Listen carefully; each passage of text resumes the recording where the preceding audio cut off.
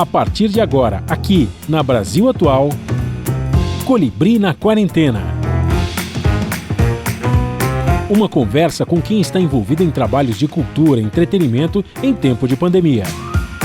Colibri na Quarentena, um momento para refletir e se reinventar, na música, no teatro, no cinema e em todas as expressões de arte.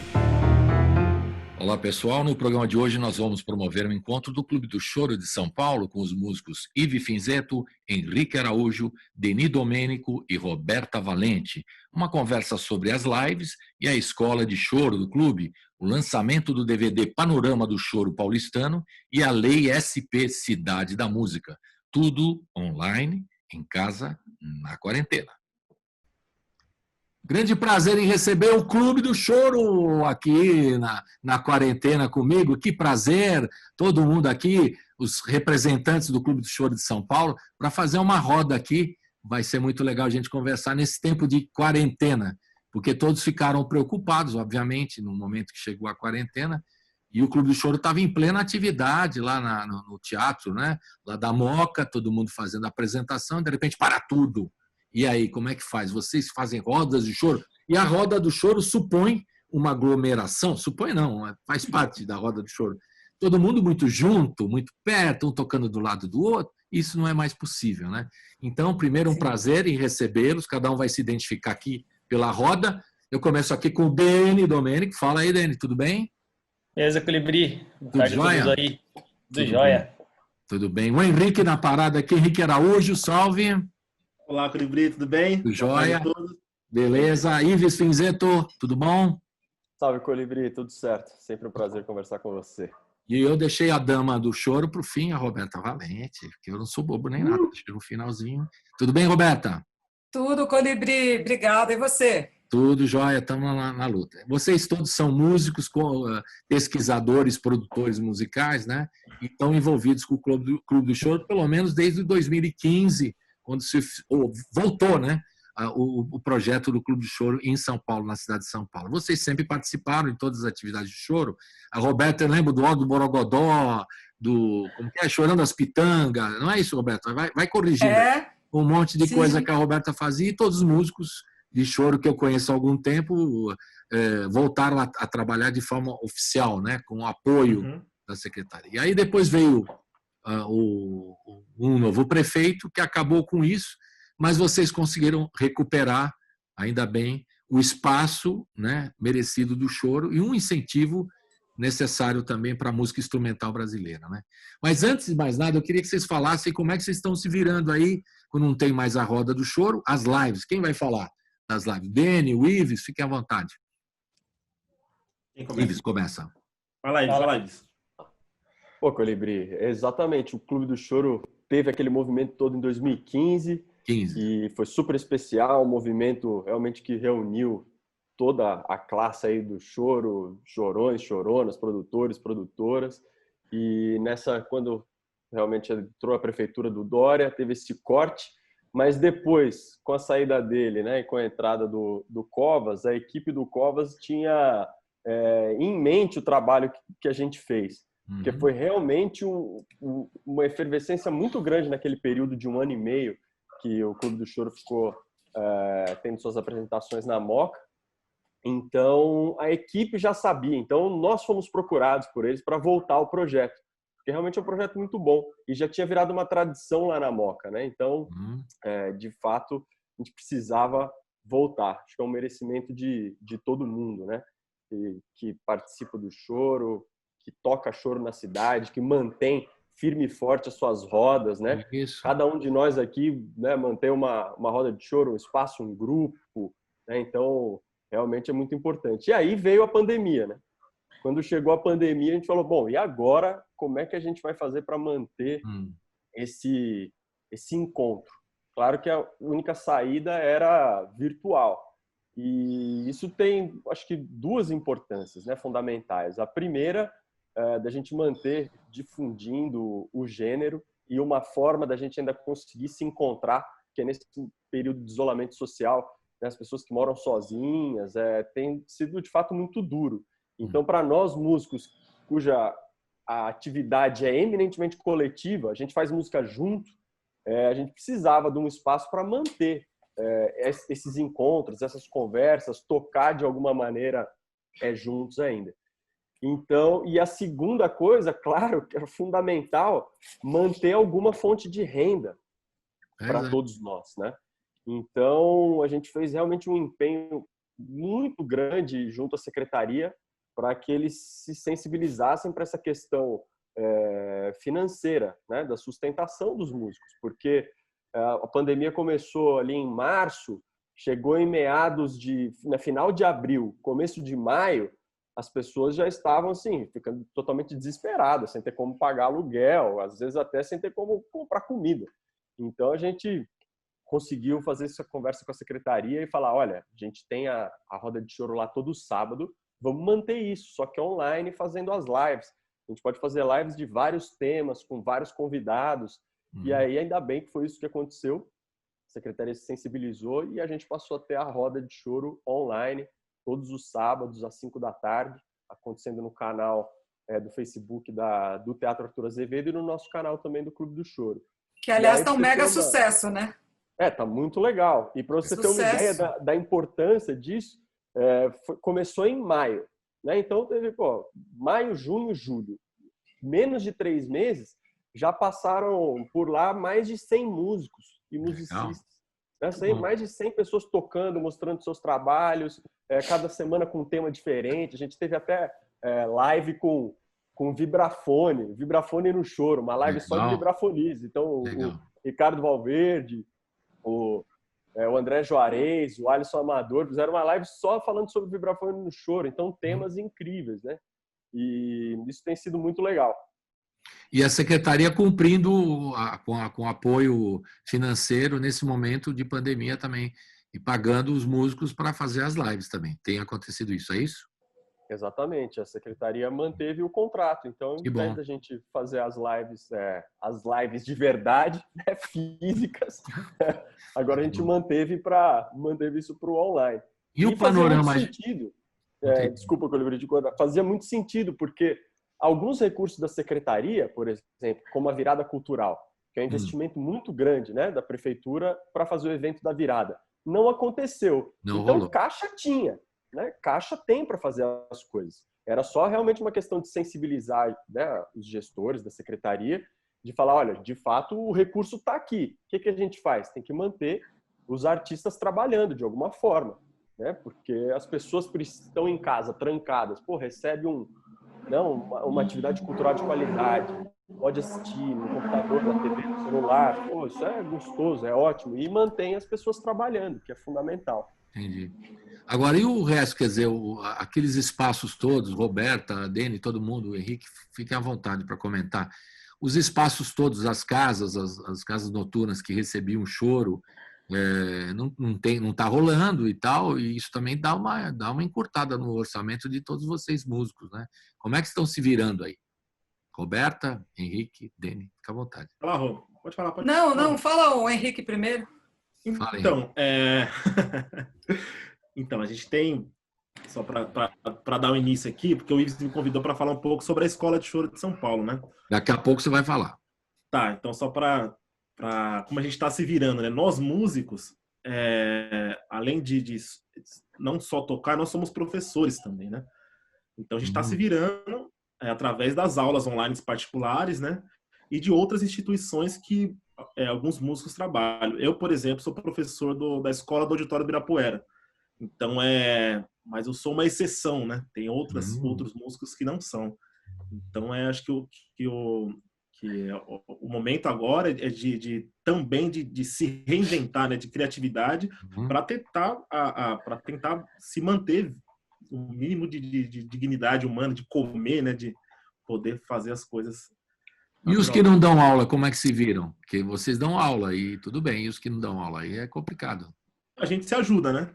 A gente se ajuda. Importante aí, solidariedade. Você falou do Auditório Ibirapuera, fiquei sabendo agora, um Edson Natalio me contou, que a gestão acabou, né, do Itaú, agora segue com a Secretaria de Cultura, e não sabemos o que vai acontecer, porque tem a questão do Ibirapuera como um todo, o auditório Tá um dentro trâmite disso. burocrático também. Isso, tá dentro Nós não disso. sabemos o que vai acontecer com o auditório Ibirapuera também, me preocupa um pouco também. Parece que tá caminhando. Tá caminhando. Menos mal, né? As Que a coisa negociações, sim. vai pela frente. Porque a gestão que era do Itaú Cultural, eles tinham um cuidado muito especial na questão dos alunos, na questão, era muito mais uma questão pessoal do que essa relação de professor e aluno, né? Então, ainda se mantém esse contato ainda com o pessoal do Itaú, só que por questões burocráticas de licitações, né, infelizmente o Itaú teve que vazar e entrar uma outra instituição para cuidar.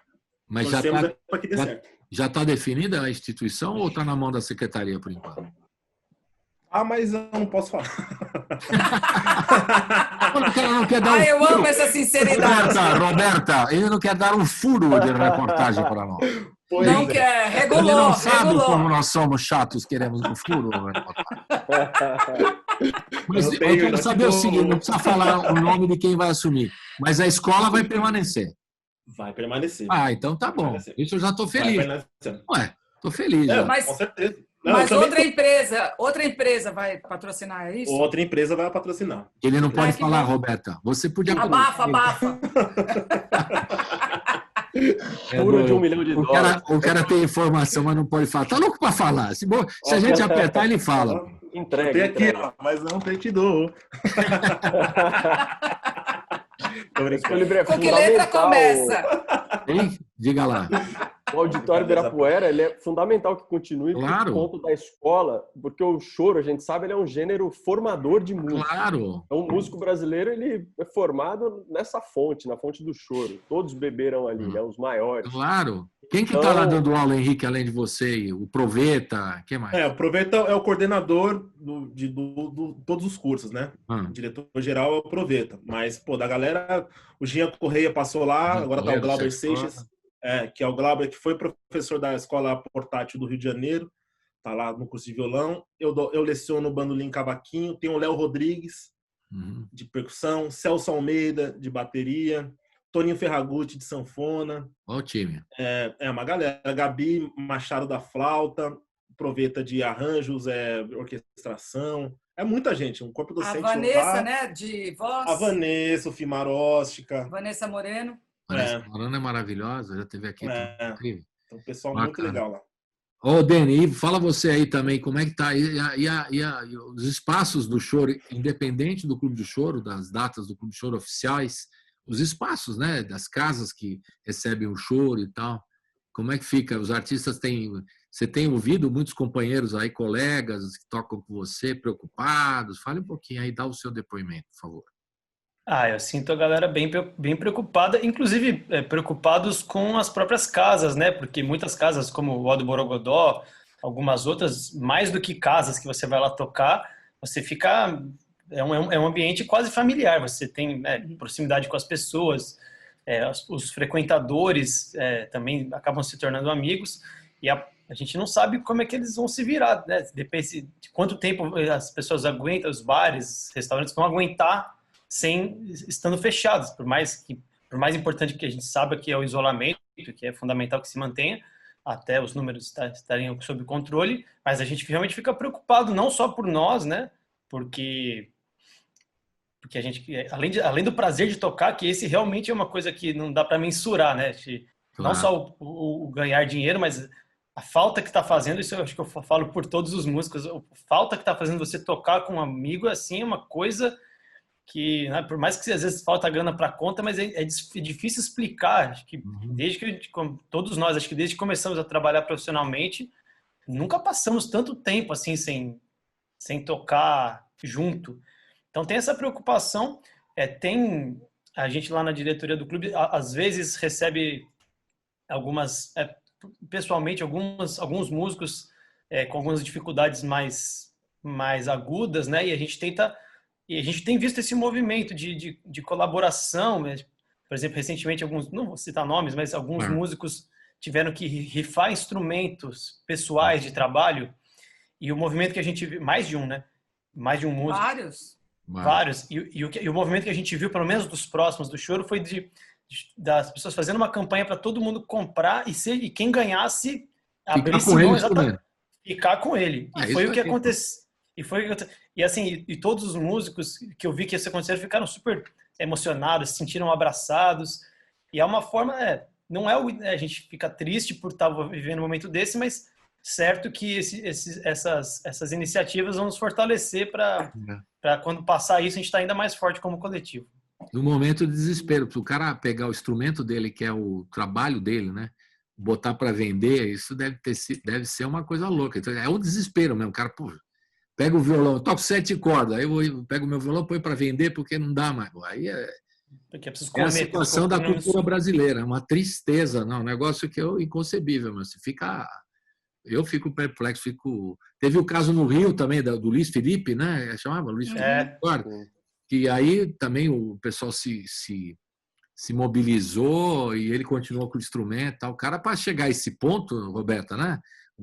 Só que diferentemente do Rio de Janeiro, né, onde o jornal ouve o apelo dos músicos, né? Uhum. Esse movimento em prol do Luiz Felipe aconteceu principalmente, né, porque saiu no Globo. Verdade. O Globo fez uma matéria grande e tal, então isso propiciou que as pessoas ajudassem, né? É verdade. Aqui em São Paulo isso não acontece.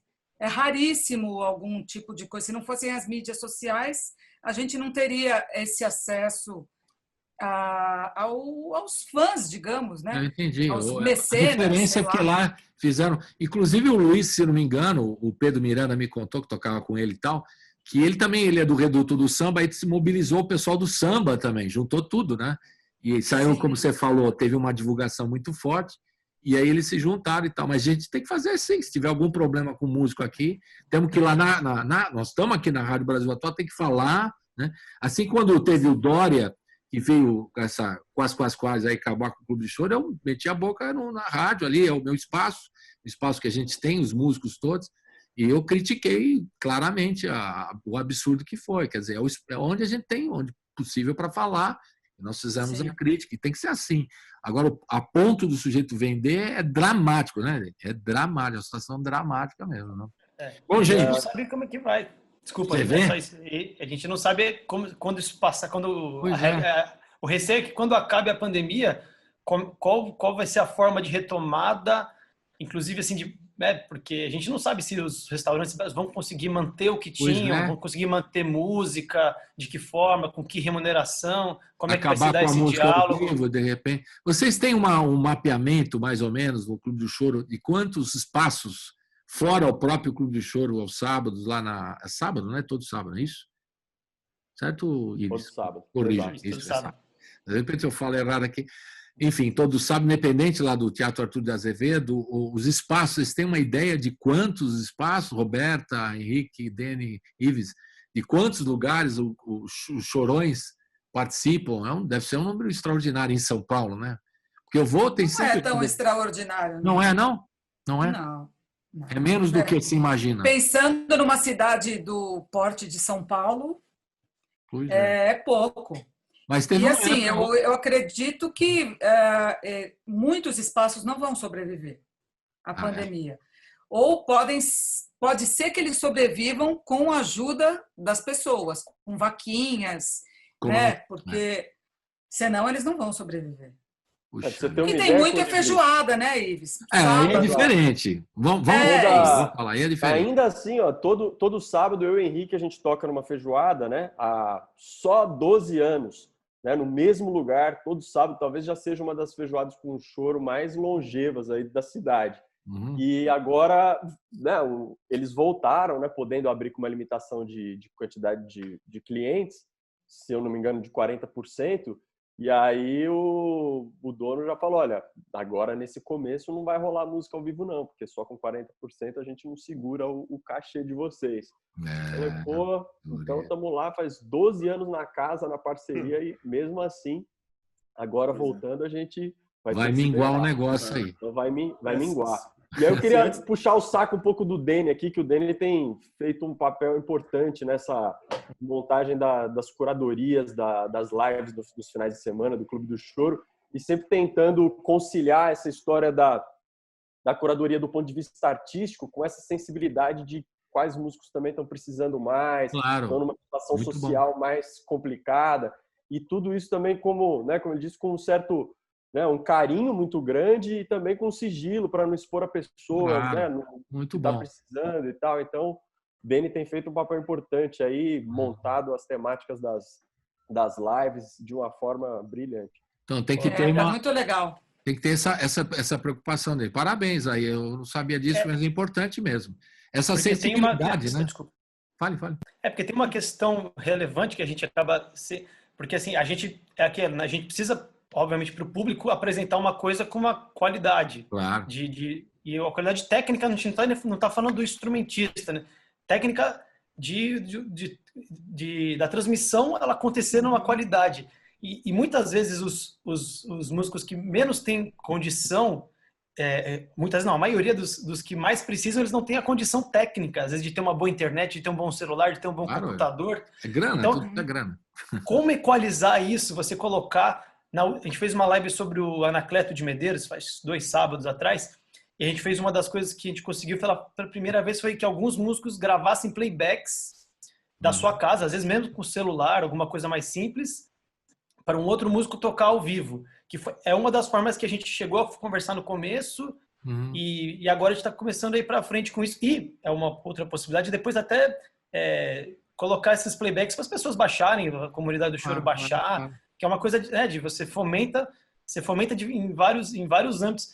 E é isso, tem que, como é coisa, quando era roda ao vivo, é isso, as pessoas sentam, tocam. Agora na internet a gente tem que, é isso que o Vives falou, eu agradeço, ficar aqui, às vezes a gente junto, né, da diretoria, fica assim, passando as noites pesquisando datas e temas e quem a gente pode juntar com quem não foi ainda, para tentar abarcar o máximo possível de pessoas e que, quando passar a pandemia, eu consegui um cachezinho no Clube do Choro, deu uma força para mim durante a pandemia. Legal. E juntando isso com conseguir entregar uma coisa com uma qualidade técnica legal para o público, tanto que assim, o engajamento das nossas lives está super alto e vem crescendo, a gente fica muito feliz com isso, de ver que o público está reconhecendo, como no meio de tantas lives, além de tudo, a gente tem isso, né?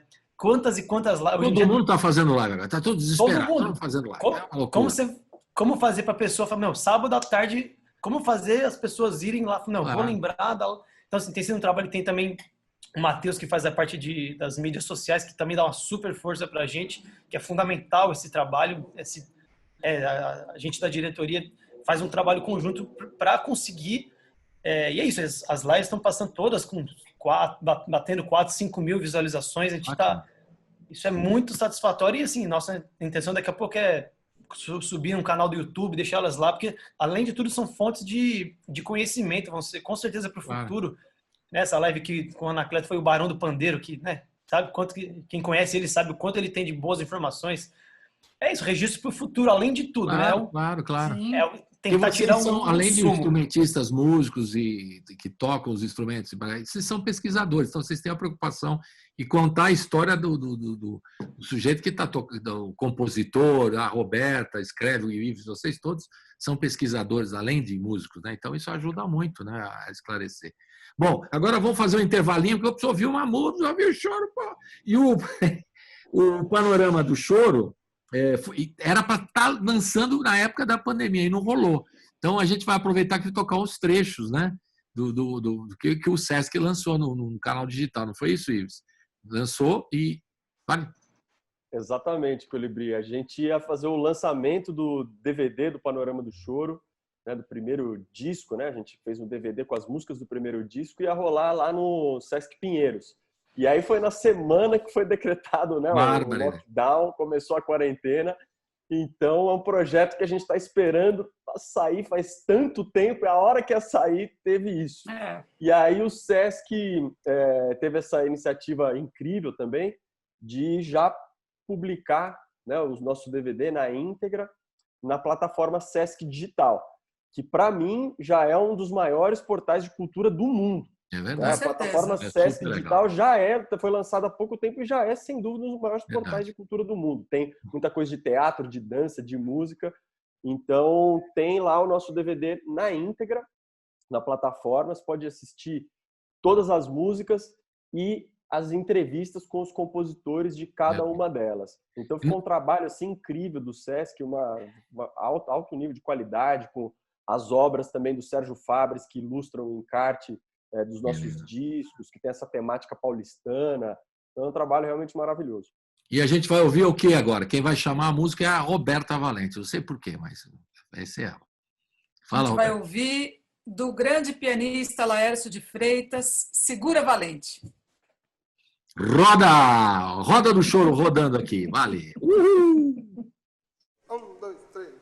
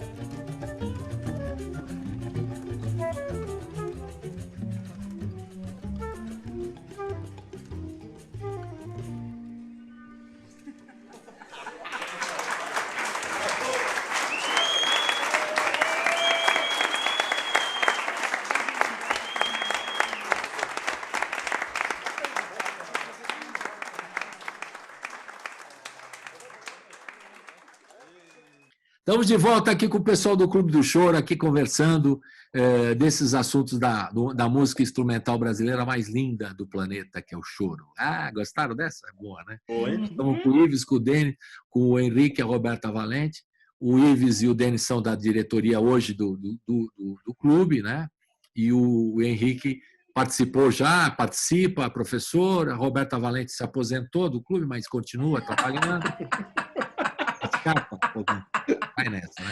E tem a Iraê também, que não está aqui. Então, mas a Iraê também é diretora do clube, grande parceira aí. Beleza, salve a todos. Agora vamos falar um pouquinho, que a gente acabou no bloco anterior falando do lançamento naquele momento de pandemia. Eu queria que alguém falasse, vocês, o Ives, o Roberto, o Henrique, falasse um pouquinho desse projeto, que eu me lembro quando vocês lançaram o primeiro, né, Roberta? Você até me deu um disco do primeiro lá. Quando foi o primeiro Panorama do Choro lá? Quando foi? Foi 2011, Ives. Acho que sim. A gente começou a gravar, a gente ganhou o PROAC em 2009, gravamos em 2010, e aí foi ter o lançamento no Sesc Pompeia, se eu não me engano, em 2012, Isso. no comecinho do ano. Aí foi só um disco, não teve DVD, era só um disco, é isso? Que eu tenho aqui no meu... Naquela época nem existia DVD, Colibri. Faz tanto tempo, daqui a pouco eu vou começar a falar de LP 78. Pois é. Aí você vai ficar dando risada de mim, então eu vou ficar quietinho aqui. Roberta, esse projeto, quando começou o projeto, vocês podem falar, o Henrique também, esse projeto do Panorama, que foi nesse projeto do PROAC, e qual que era o objetivo principal dele? Fale aí. O objetivo era divulgar a música dos nossos ídolos, né? Então, eu e o Ives, a gente pensou em convidar músicos da nova geração, tocando as músicas dos nossos ídolos, o choro autoral de São Paulo, né? Uhum. Porque, como o Ives sempre fala, no Rio, por exemplo, tem várias coletâneas de choro, né? Dos chorões de lá. Em São Paulo não havia uma coletânea de choro. Verdade, verdade. E aí a gente conseguiu, graças ao PROAC, graças ao Ives, que me convidou para montar esse projeto, a gente conseguiu fazer acontecer. E depois a gente ganhou novamente o PROAC, gravamos o segundo CD, e nesse meio tempo a gente foi convidado para gravar o DVD, mas a gente não tinha conseguido lançar. Uhum. E o Sesc, então, resolveu lançar, o que foi um grande presente para todos nós. Inclusive, 2 dos compositores do primeiro CD já não estão entre nós, infelizmente, como diz o Rolando Boldrin, né? Eles partiram antes do combinado, que é o Rui Weber, violonista, e o Edson José Alves. Edson José Alves. Aliás, quando eu soube Nossa, eu fiquei passado também. O cara era além de arranjador, compositor, ele tocava tudo, né? Contrabaixo, violão, arranjava. Flauta. Quando eu trabalhava lá perto, na Eldorado, lá na Major Quedinho, no Diário Popular, A gente ficava lá no Mutamba e encontrava toda essa turma, né? O Theo de Barros, o Edson e tal. E de vez em quando eles me chamavam, que sabiam que eu gostava da brincadeira, lá para ir no estúdio, né? E aí eu ouvi em primeira mão aquelas maravilhas todas que eles faziam. Grandes talentos. O Edson também, maravilhoso, né? Nossa, fiquei muito... Ele foi responsável pelo lançamento de muitos discos importantes, né? Sim. Na Eldorado.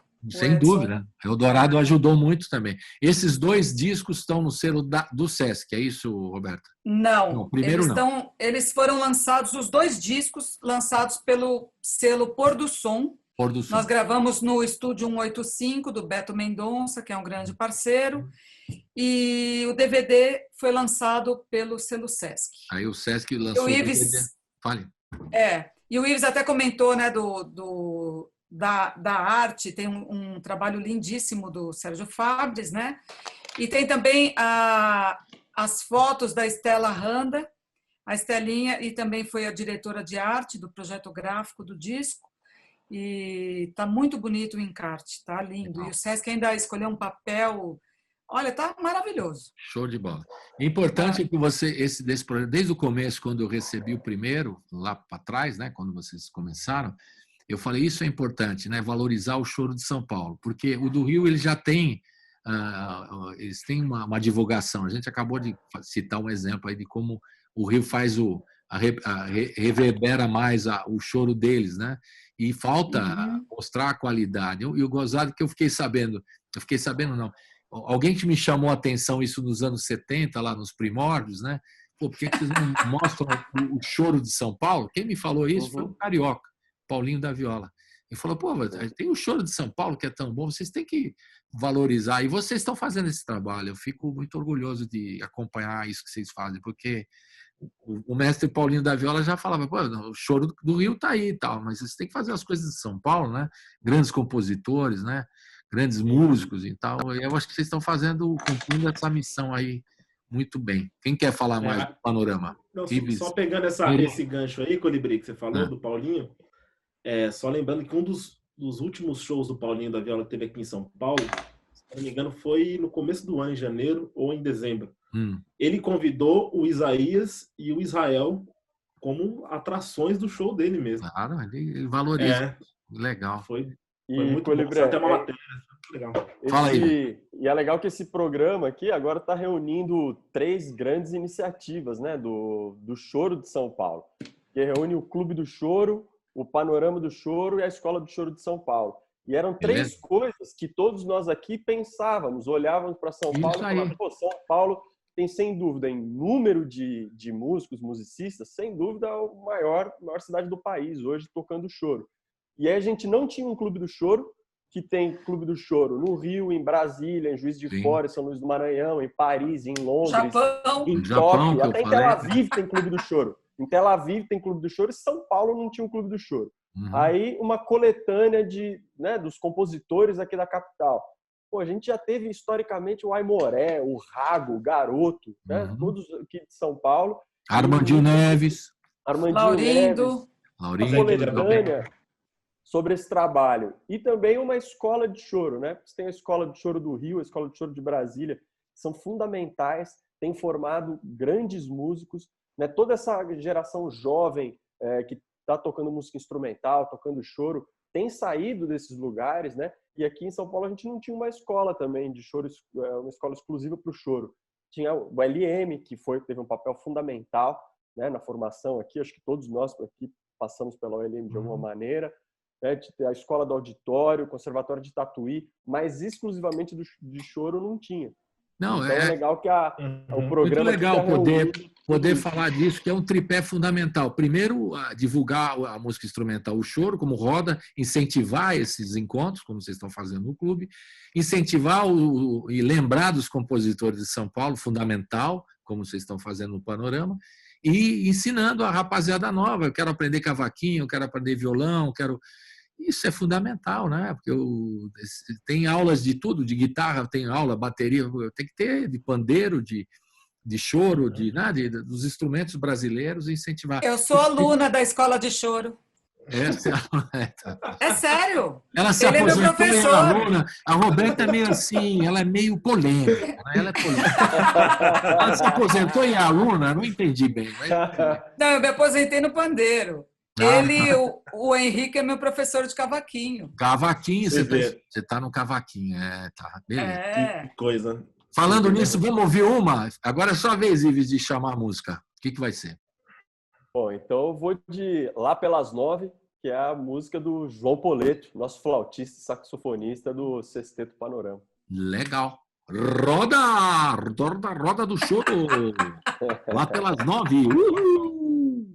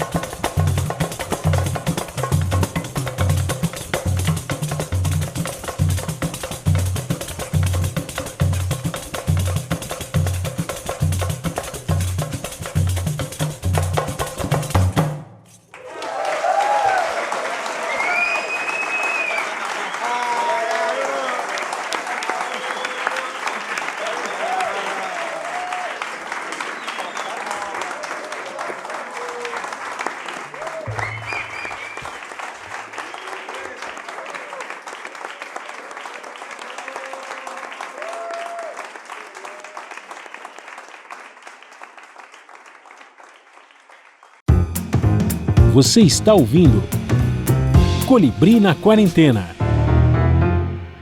Estamos de volta aqui, a turma do Clube do Choro, a Roberta Valente, o Ives, o Henrique, o Denis, todo mundo aqui batendo um papo, já falamos um pouquinho das lives nesse momento de pandemia, que não está fácil para ninguém, para os músicos.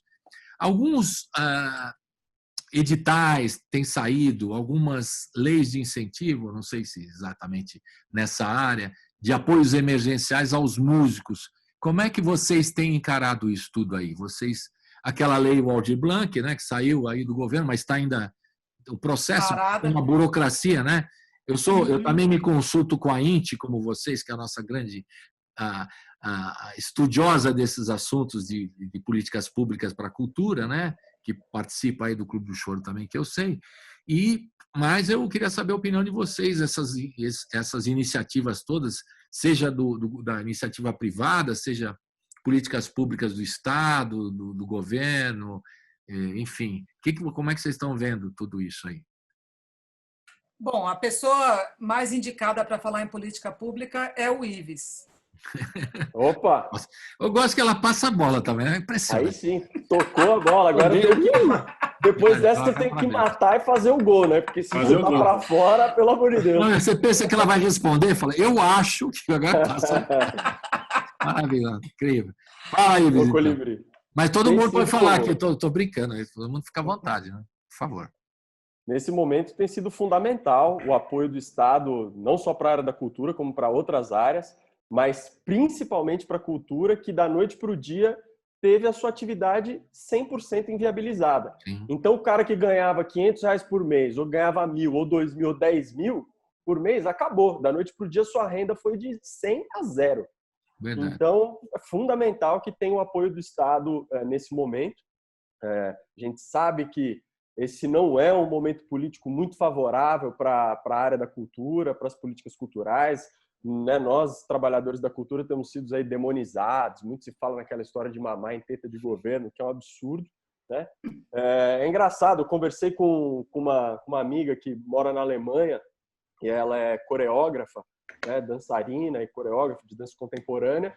E eu falei, como é que você está se virando aí na Alemanha, né? Porque também acabou, está em quarentena. Ela falou, aqui no primeiro mês de governo, no primeiro mês da quarentena, o governo alemão disponibilizou 2.000 euros de ajuda emergencial para todos os artistas. Né? Na França também. É verdade. Pois é. Que inveja, então a gente olha e fala, a gente gosta de falar da Europa, né? Todo mundo da Europa, que bacana e tal. E aí, quando a gente precisa copiar, de fato, uma política pública de êxito, que a gente fica discutindo, né? Hesitando em implementar a política. Pois é. Então, foi muito bem-vinda, né? A Lei Aldir Blanc, agora esses R$600 de auxílio emergencial, para as pessoas realmente que estão mais necessitadas. E a Lei Aldir Blanc também abarca outras coisas, né? Então, a Lei Aldir Blanc vai trazer 3 bilhões de reais para o Brasil todo para injetar no segmento cultural, não só como ajuda emergencial, mas também para as casas, para espaços culturais que estão fechados e que também precisam sobreviver, pagar o aluguel, pagar as contas que continuam vindo, né? Então, isso é fundamental. E para além disso... Mas só um detalhe, eles me falaram aqui que está um pouco lento o processo. Isso é verdade ou é assim mesmo que funciona? Demora para liberar? Olha, a Lei Aldir Blanc, ela, de fato, ela precisava de uma autorização orçamentária, né, porque a lei prevê 3 bilhões de reais como recurso, mas a gente precisava, então, que o governo editasse uma medida provisória, criando esse crédito, né, orçamentário, liberando o crédito para que o programa pudesse, de fato, ser implementado. Isso aconteceu na semana passada, então agora cabe aos estados e aos municípios fazerem as suas regulamentações e distribuir esse dinheiro. Então, ainda vai demorar um pouquinho. Imagina, cada um dos 5.000 municípios do Brasil vai ter que baixar um decreto regulamentar para como é que vai distribuir o recurso, enfim, pensar na logística da coisa. Mas isso está andando. A gente está em contato aqui com a Secretaria de Cultura do município de São Paulo, estamos participando de uma comissão para ficar em cima, fiscalizando como esse recurso vai ser distribuído, quando. Então, isso é fundamental que a gente esteja em cima. E também... Tem que fiscalizar mesmo, porque de repente Exato. vai para gente que não precisa. E tem um detalhe. Se os municípios não utilizarem o recurso, né, não fizerem o recurso adequado num prazo de 60 dias, o dinheiro volta. Ele volta para o Estado, volta para o fundo do Estado, que depois volta para o federal. Então, é fundamental fazer o uso do recurso. Então, a gente precisa de um gestor qualificado. Exato. Essa grana some. Tem um fundo setorial do cinema.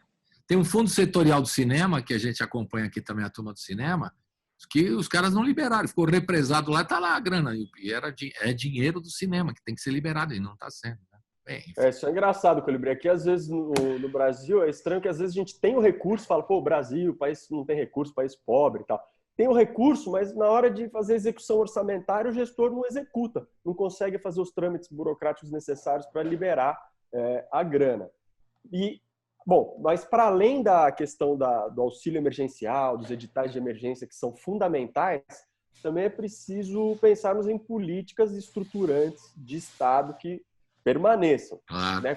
Aqui em São Paulo, por exemplo, a gente tem a Lei de Fomento ao Teatro há mais de uma década, que foi fundamental para o setor.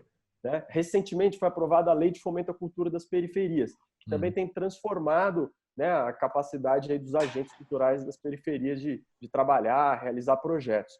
E em 2016, depois de muitos anos de discussão, de elaboração a várias mãos, vários encontros no Centro Cultural São Paulo, nós chegamos a um texto de um projeto de lei, que é o São Paulo Cidade da Música, um PL que foi apresentado pelo Nabil Bonduque em 2016 e foi aprovado em primeira instância na Câmara.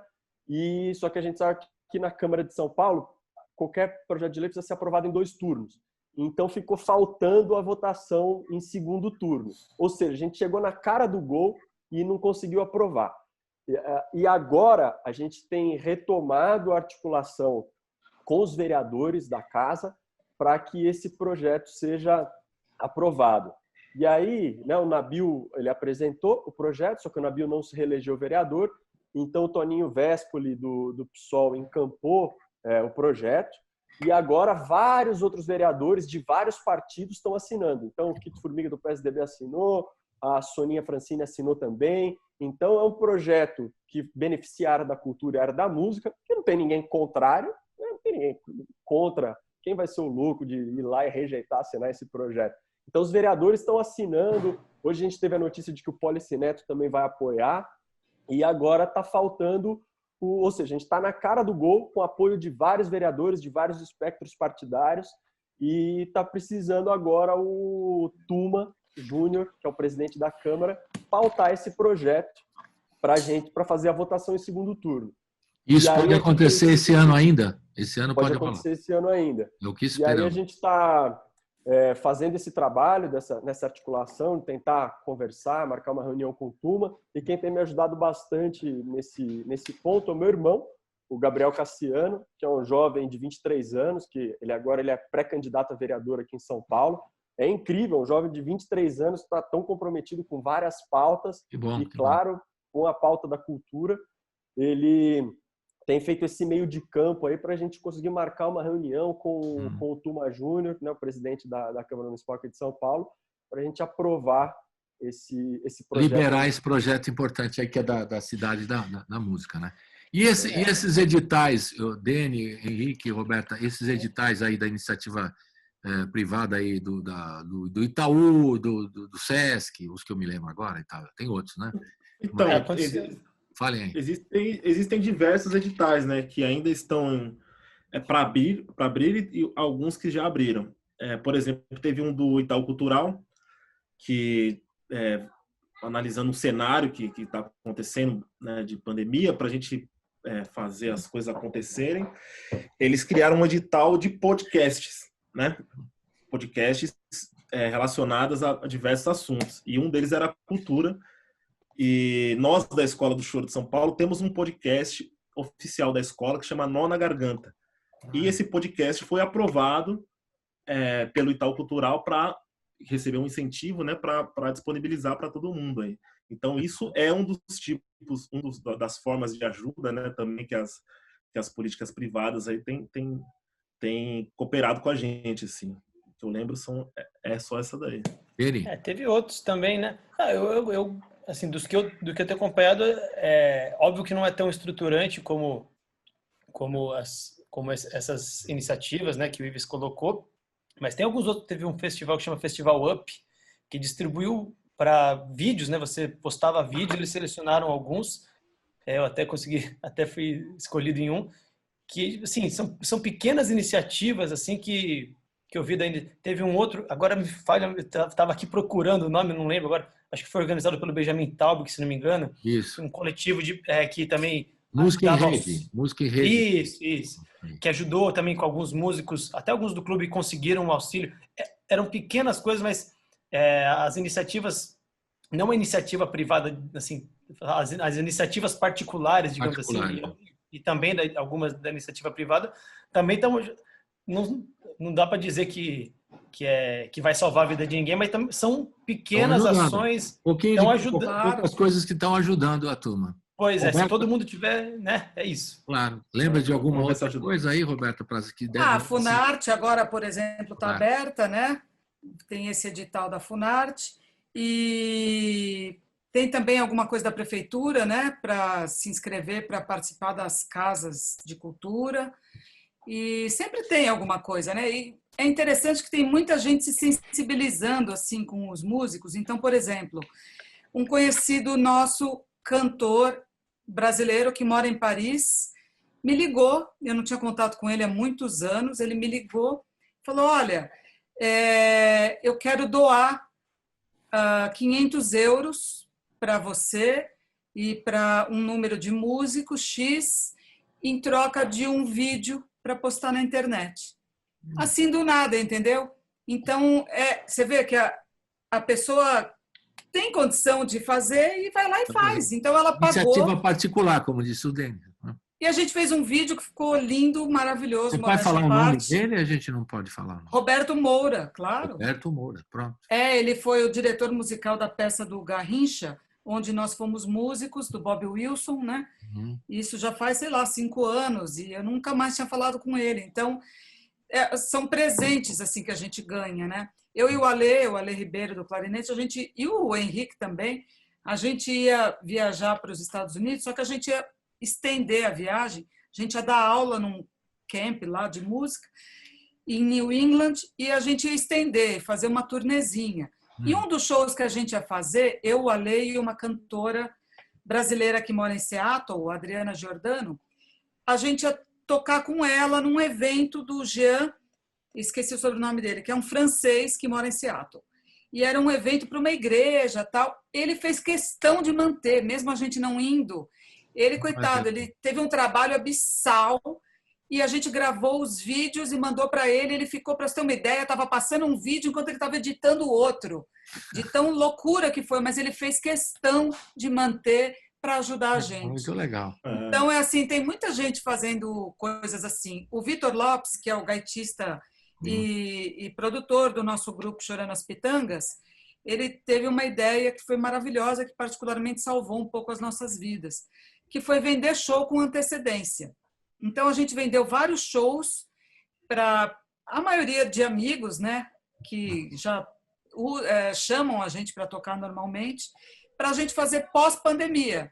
Então, eles já pagaram os shows e, quando acabar essa loucura, a gente vai fazer o show para eles. Então, agora a gente fica animado com o ser humano, né? Tem uma solidariedade aí, iniciativas particulares do governo e alguma... Pô, a gente fica até animado, porque a gente às vezes fica triste, né?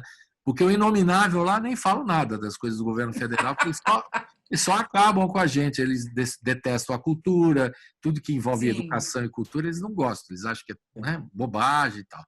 E a gente... Né, com essas iniciativas, esse que vocês descreveram, é uma coisa maravilhosa, a gente tem que aplaudir. Agora vamos falar um pouquinho mais da... Por favor, quem quer falar? Desculpe. Não, só para finalizar sobre a questão da generosidade, né, da coletividade, que o choro sempre teve isso, né? Só para contar um caso rapidinho aqui, eu sou muito fã do Dominguinhos, né? Aliás, tem um disco em homenagem ao Dominguinhos, enfim. O Dominguinhos sempre foi um chorão, sempre um coração muito grande, né, de ajudar as pessoas e tal. E esses dias eu estava assistindo uma entrevista dele Não, foi numa entrevista do Sandro Reich, um músico que tocou muito tempo com o Dominguinhos, né? E o Sandro Reich também participou da banda Dominguinhos há muito tempo. E o baixista que tocava com o Dominguinhos era o Arismar do Espírito Santo ou o Thiago. Chegou um certo momento que o Arismar ou o Thiago, eles pararam de tocar com o Dominguinhos. E todo mundo que era fã do Dominguinhos falou, por que os caras pararam de tocar com eles, não sei o quê. E o Dominguinhos colocou um amigo dele para tocar pro contrabaixo. Só que o amigo dele não chegava, em questão de nível e técnica, aos pés do Thiago do Espírito Santo e do Arismar do Espírito Santo. E o Sandro Reich, encucado com aquilo lá, né? Passou mesa ali, e um dia ele chegou pro Dominguinhos, perguntou, Dominguinhos, pô, mas o cara tá lá na banda, pô, o pau tá comendo lá, tá o Dió, tá o Fuba, todo mundo tocando pra caramba, o cara não acerta uma nota. Aí o Dominguinhos virou pra ele e falou assim, meu amigo, ele tá precisando. E encerrou. Esse é o Dominguinhos. Isso. É uma generosidade que tem, né? Isso, solidariedade, generosidade. Solidariedade. E nesse momento a pandemia também está nos trazendo a solidariedade, né? Que é uma coisa muito forte também entre os músicos, entre os amigos. Enfim, a gente faz a nossa missão aqui na rádio e vocês também têm feito um trabalho maravilhoso. Como a da Escola de Choro, agora é a vez do Henrique chamar a música. Henrique, é com você agora. O que vai ser? Então vamos escutar o Tocando pra Marisa, do grande Arnaldinho Silva, Rô? Sim. O sobrenome dele. O Arnaldinho que mantém ainda a roda de choro da contemporânea, né? A roda mais antiga de choro da cidade de São Paulo. Então vamos lá. Tocando pra Marisa. Tocando pra Marisa. Então vamos tocar aqui pra Marisa.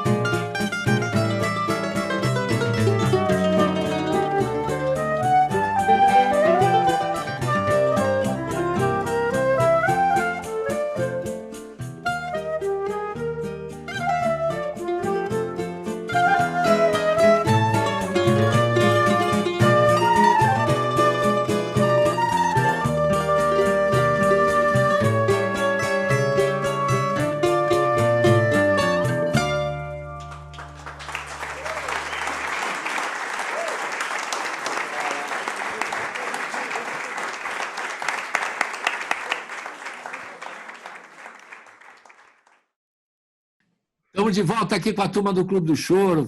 Tá um prazer o papo aqui, tá uma delícia. O Dene, o Henrique, o Ives e a Roberta, valem todo mundo aqui. A gente já falou de muitas coisas do Clube do Choro.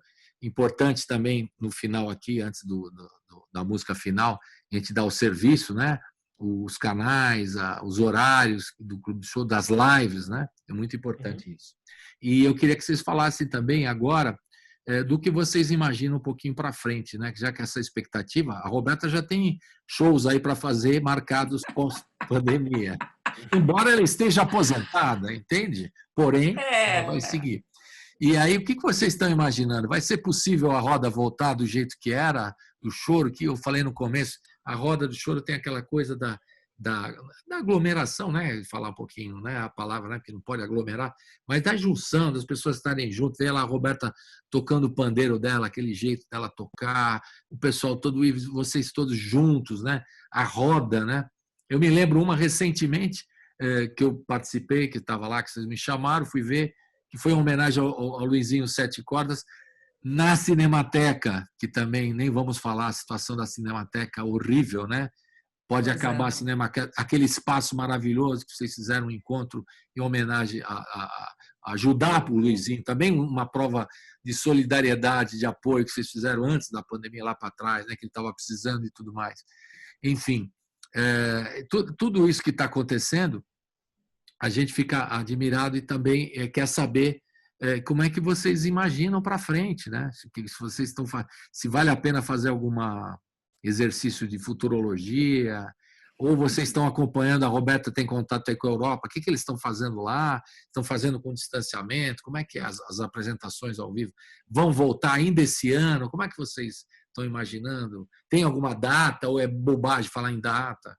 Eu acho bobagem falar em data. Você sabe que lá na Espanha eles já tinham aberto, né? E aí agora estão fechando de novo.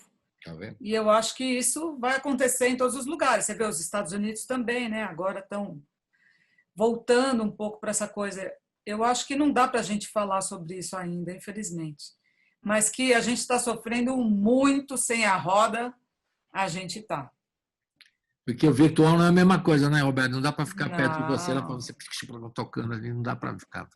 Não dá. Você sabe que uma coisa muito legal também, que algumas pessoas têm feito, é doar cesta básica. Verdade. Então, por exemplo, a Carmen Queiroz, cantora, ela doou várias cestas básicas para músicos. Uhum. O Paulo Nunes, que tem um sarau muito legal que acontece aqui em São Paulo, doou várias cestas básicas. Então, assim, tem muita gente fazendo esse trabalho. Maravilhoso. Mas fale aí. Fale. Enquanto não tiver uma vacina, é difícil a gente falar sobre isso. Assim, falar, já não estamos mais falando mais de música aqui, de cultura, mas é isso. Acho que está todo mundo, a sociedade inteira, na expectativa disso e que, né, que saia algum estudo, uma vacina eficaz, que acreditamos que com a vacina, acho que até por estar todo mundo assim, preso, não só fisicamente, né, emocionalmente preso. Acredito que por mais que as condições econômicas provavelmente, com certeza, vão passar a pior crise da história da República, a crise econômica já é certo, né, maior que a do PIB da história, que é incontestável, mas acho que as pessoas essa prisão emocional está tão forte que quando puder sair, acredito que, conhecendo o brasileiro, acredito que vai sair assim, sedento para viver as coisas. Então, acredito que esse setor cultural, né, que acaba sempre envolvendo essas aglomerações com as pessoas vacinadas, acredito que... Só que, assim, aí isso realmente é futurologia, né? Realmente. Mas, assim, isso é uma opinião totalmente minha. Eu acho que quando vacinar, o Brasilzão volta com certeza. Agora, vacina só daqui, se tudo der certo, está encaminhando bem agora, algumas pesquisas bem avançadas, mas isso até disseminar tudo, segundo os entendidos, é 1 ano, pelo menos, né? Os Estados Unidos comprou todas. A Pfizer estava desenvolvendo uma, o Trump comprou todas, 100 milhões de doses hoje. Mas mesmo assim ela tem que ser comprovada. A gente, na rádio, aqui no jornalismo, a gente fala todo dia disso, né?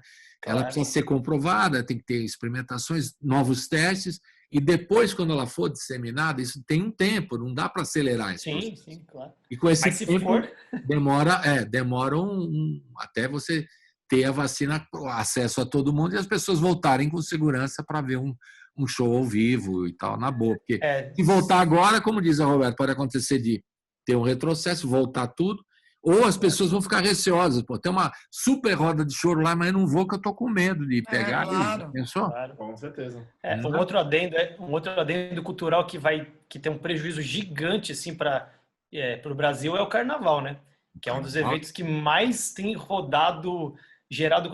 Aqui em São Paulo, que era um lugar morto no Carnaval, quantidade de blocos e eventos, assim, virou a capital, virou quase a capital, estava se tornando a capital carnavalesca do Brasil. E fora o Rio, também o Bahia, Réveillon não vai rolar também, Réveillon não vai rolar. Não A virada não teve, né? Caiu.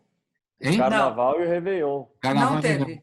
Dançou. Não, A imagina virada o não prejuízo. rolou. A virada sempre tinha um espaço para o choro, né? Normalmente. Não rolou. Não Eu ia rolou. tocar. Não. Tá vendo? A aposentada ia tocar. Mentira. Enfim, mas é uma dureza, né?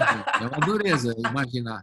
E essas experiências malucas aí de show em drive, aí, não tô falando maluca, mas cada um se vira como quer, né? Também não vou Já ficar estão acontecendo. criticando assim.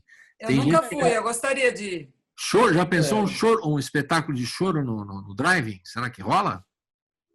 Ah, eu não sei. Ó, pra você ter uma ideia, a gente faz o Henrique... Perguntar logo para a Roberta, que a Roberta... Uma roda de choro toda segunda-feira, né, que se transformou num grande sucesso da cidade, a roda de choro do Bar do Bacalhau. Pô, um lugar que tem um espaço ali de 15 metros quadrados, junto umas 100 pessoas. O pessoal tá mais nessa expectativa aí de vir logo a vacina, se vacinar para poder voltar a isso. Nossa. Pô, imagina você pagar R$500 com o Livre Press, assistir um show do Jota Quest no drive-in. Sacanagem, vai. Não, e o som que você vai ouvir é no rádio. O som que você vai ouvir é no rádio. Exato, você ouve o som no rádio. E não vai ouvir o som até que é legal, né? Pro cinema até que é legal, mas... Pô, não dá para rolar o panorama do choro no drive, hein, Roberta? Então, os músicos de sopro têm que tocar sem máscara. E isso já é um problema, né? Não dá. Infelizmente não dá. Tem uma outra categoria uma outra categoria que a gente não falou aqui, mas que tá com certeza com vários problemas, é a categoria dos técnicos, né? O pessoal que... Exatamente. Nós nem tocamos nisso, bem colocado. Estão desesperados, a turma da luz, a turma do som, a turma dos holds. Os donos de estúdio, né? Os estúdios de gravação, né? Ninguém tá gravando nada. Quando vocês fazem um show, mesmo você fazendo um SESC, aquele montão de gente que trabalha para ficar a luz legal, o cenário bacana, o som, enfim, é uma cadeia de trabalhadores, né? Exato. Que estão em dificuldade terrível. Isso aí a gente fala e fica abismado, né? Por isso que a gente imagina as ações emergenciais ajudarem essa turma também, né? Tem alguns músicos que estão ajudando os seus próprios holds, seus próprios iluminadores, estão ajudando eles, né? Pessoalmente, né? Cada um está se virando de um jeito. Bom, e mais uma vez, né, Colibri, o SESC fazendo o papel que deveria ser assim, o grande exemplo, né? Verdade. O SESC, eles continuam contratando e agora eles estão contratando por unidade. Então, cada unidade já está montando a sua programação e eles continuam com esse trabalho maravilhoso. Todos os dias tem uma live, tem peças de teatro, tem um monte de coisa, né? Tem literatura, tem aula de ginástica. Tem tudo, eles estão seguindo. Então é maravilhoso, maravilhoso. O Danilo dos Santos Miranda tinha que ser o presidente do Brasil. Eu entrevistei ele, está preocupado ainda, porque o governo está louco para cortar uma verba deles lá. Pois é. Ele está com medo de levar uma facada, isso é a expressão que ele usou comigo, uma facada nas costas para tirar 50% do sistema S que vai para o SESC. E a gente sabe da importância, somente aqui em São Paulo, que é um exemplo. Principalmente, que é maravilhoso. Exemplo, é o selo SESC, as casas todas. A gente tem que realmente tirar o chapéu, porque é um trabalho maravilhoso. Né? Gente, teriam mais outros tantos assuntos nessa roda do choro aqui, adorei, né? E agora a gente vai terminar com uma música. Quem que vai escolher a música é o nosso querido... O Dênia, você é presidente do Clube do Choro ou da diretoria só? Eu não entendi bem. Toda diretoria. Não tem presidente? Não tem presidente. Teoricamente tem, mas na prática a gente é bem horizontal a relação. Teoricamente o Ives é o presidente, eu sou o vice-presidente, mas assim, na prática eu acho muito saudável ser uma relação absolutamente horizontal, nada de hierarquia, e funciona muito bem. Se fosse diferente, para mim, acredito que não funcionaria tão bem. Legal. Antes de você pedir a música no final para a gente, cada um vai dar o serviço agora, como é que a gente entra para ver o panorama do choro, o DVD, como é que a gente faz, como é que a gente acompanha a escola de choro, como é que a gente fica sabendo das rodas do sábado. Vamos dar o serviço agora no finalzinho. Quem que começa? Ives? Vai com você. E aí depois o Dani pede a música final. Vamos lá. Vamos fazer a roda final aqui, a roda. Tá bom, a roda final. Diga lá. As rodas do Clube do Choro estão acontecendo todos os sábados às 17 horas. São transmitidas simultaneamente na página do Teatro Arthur Azevedo e do Clube do Choro de São Paulo no Facebook. Então é só ir lá curtir nossa página, a página do teatro, e acompanhar. E aí a história do Projeto de Lei São Paulo Cidade da Música, a gente também tem uma página onde a gente divulga as informações, onde a gente congrega ali apoiadores para esse projeto de lei. Também é só buscar ali no Facebook por SP Cidade da Música. Beleza. Panorama do Choro, como a gente ouve, Roberta? Está no site do Sesc Digital. É só entrar no Sesc Digital e colocar Panorama do Choro, já aparece ali. E a gente tem muitos vídeos, né, no YouTube, muitos mesmos, gostou? E tem o Instagram e tem o Facebook do Panorama do Choro Paulistano Contemporâneo. E vocês continuam fazendo pesquisa dos compositores de São Paulo? Vai ter... A gente pode esperar mais edições do Panorama? Hein, Roberto? Seria um sonho, né? Ives, o que você acha? Boa ideia. Pô, com certeza. Compositor é o que não falta. É o que não falta. E pesquisa maravilhosa, né? Também quero agradecer a Roberta, ela fez um trabalho muito lindo naquele trabalho desenvolvido pela TV Cultura, né? O livro, né, Roberta? Vamos falar disso também. Sim. A série. O Ives também participou. Então, e a série de programas de choro, como chamava o nome? Esqueci agora. Brasil Toca Choro. Brasil Toca Choro, que muito lindo, uma série. Foi um projeto idealizado pelo Marquinho Mendonça. Marquinho Mendonça, músico, compositor. Salve Marquinho Mendonça, legal. E são essas iniciativas que a gente fica contente. E vamos falar agora da escola. Diga lá, a sua vez, Henrique. Então, a Escola de Choro de São Paulo, para quem não conhece, é uma escola que funciona gratuitamente, né? Todas as segundas-feiras, nos tempos normais, né, que a gente estava vivendo.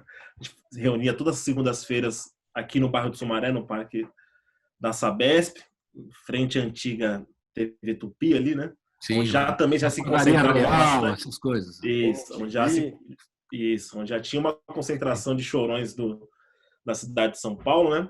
Então, foi uma iniciativa que eu, junto com o Jean Correia, o Rafael Toledo e o Henrique Menezes, observamos essa carência do ensino, né?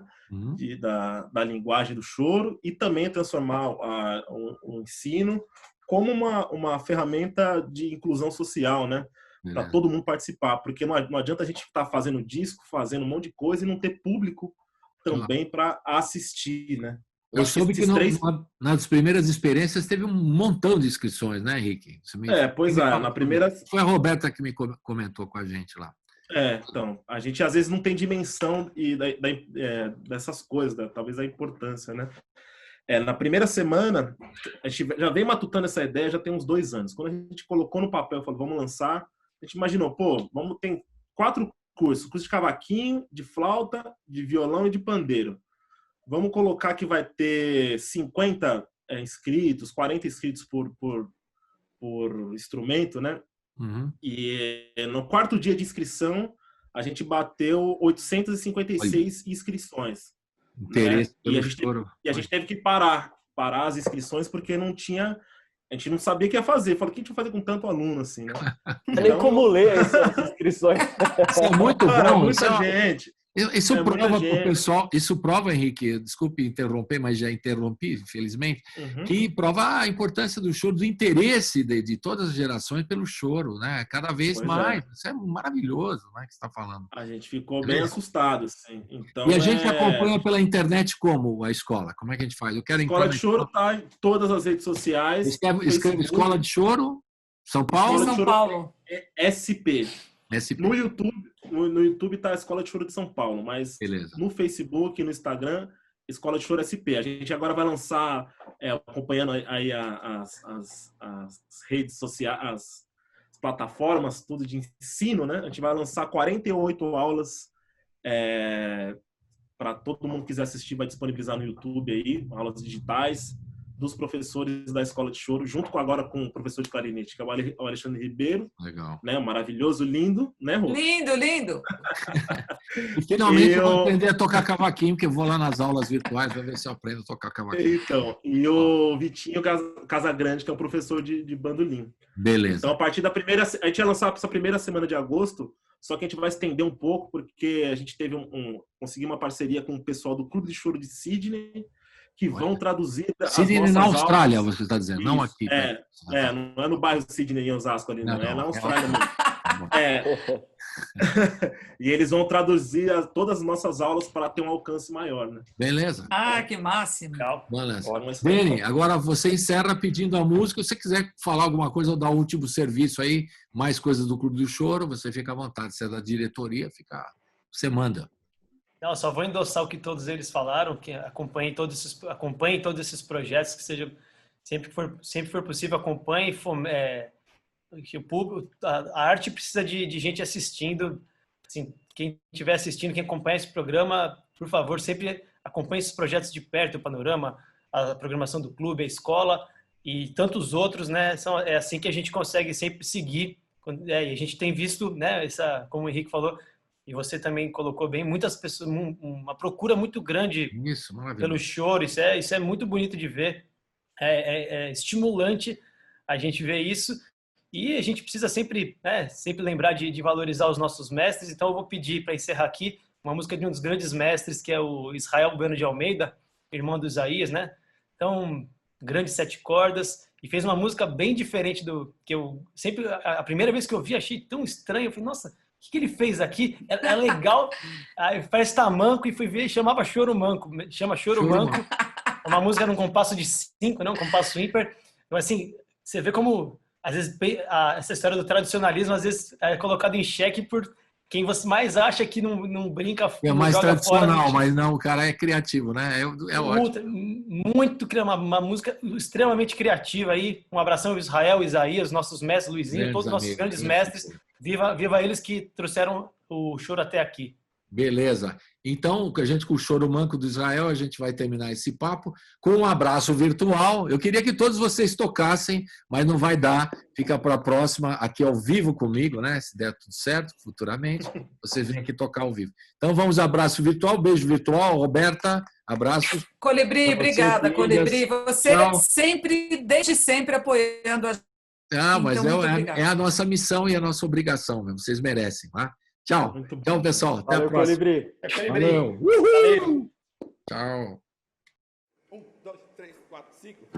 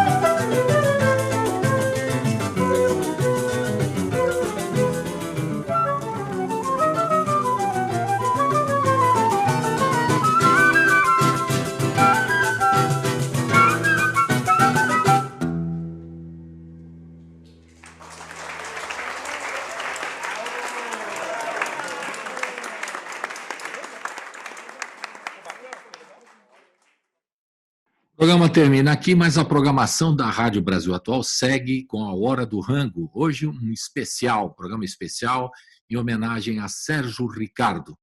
Fique com a gente.